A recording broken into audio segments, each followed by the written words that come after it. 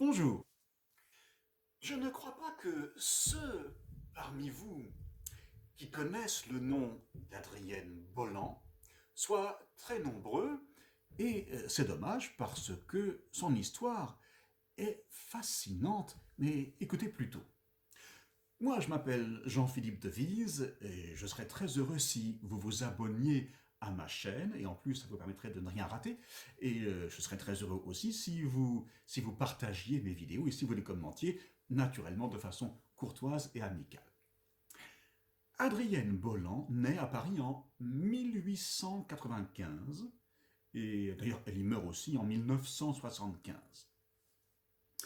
C'est une joueuse, au sens de Dostoïevski, elle aime jouer de l'argent. Et ça explique en partie ce qui va suivre. En 1919, elle a donc 24 ans, un jour elle joue aux courses de chevaux. Elle parie tout sur une jument qui s'appelle Marinette, et cette jument ne gagne pas. Elle n'arrive pas dans le tiercé de tête, et Adrienne Bolland est ruinée. Elle a tout misé sur cette jument, elle est ruinée, elle n'a plus rien. Malgré tout, il lui reste encore un peu d'argent, et assez d'argent pour aller boire quelque chose au cabaret, dans un bar.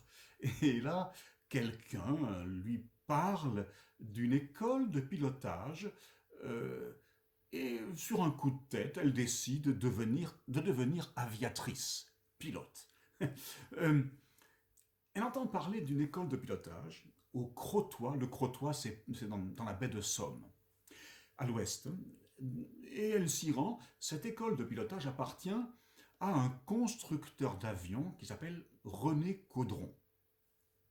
Et elle va passer son brevet de pilote en 3 mois, puisque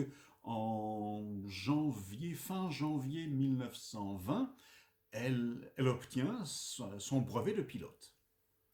Et ce qui est étonnant, c'est que dans la foulée, René Caudron l'engage comme pilote d'essai et de démonstration. Elle est la 13e Française à obtenir son brevet de pilote. Bon. Et c'est une personne difficile. D'ailleurs, elle le dit elle-même. Elle dit que dans un avion, elle se sent toute petite, très humble, alors que dans la vie ordinaire, elle est assez insupportable. C'est elle-même qui le dit, donc il faut la croire.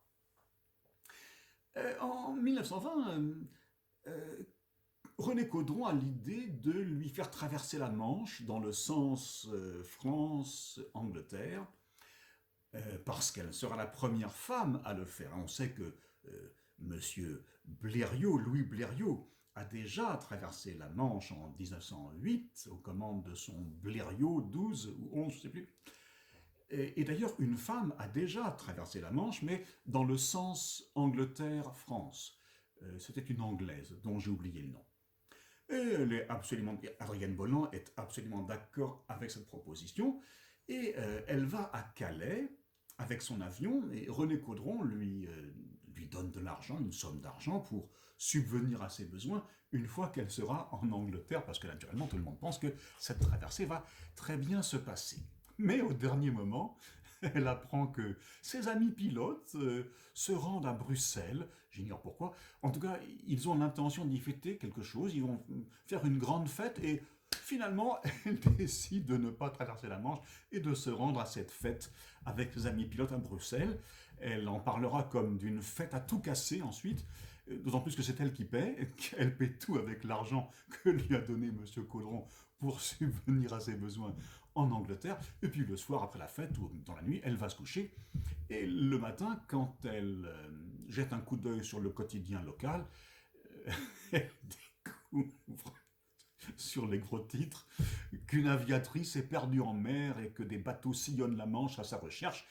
Et elle a dit à cette occasion que si elle s'était noyée ce jour-là, ce n'était pas dans de l'eau.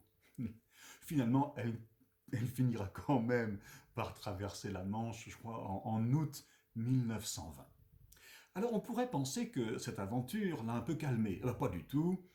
René Caudron cherche À ce moment-là, il cherche des pilotes de démonstration pour l'Amérique du Sud.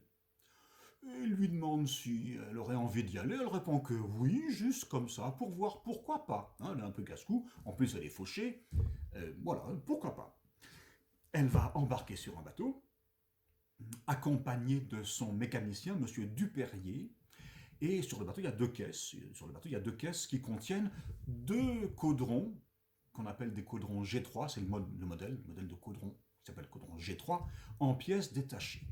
Et elle va arriver à Buenos Aires euh, au début 1921, en janvier, je crois fin janvier 1921, et s'installer dans un grand hôtel de Buenos Aires qui s'appelle le Majestic.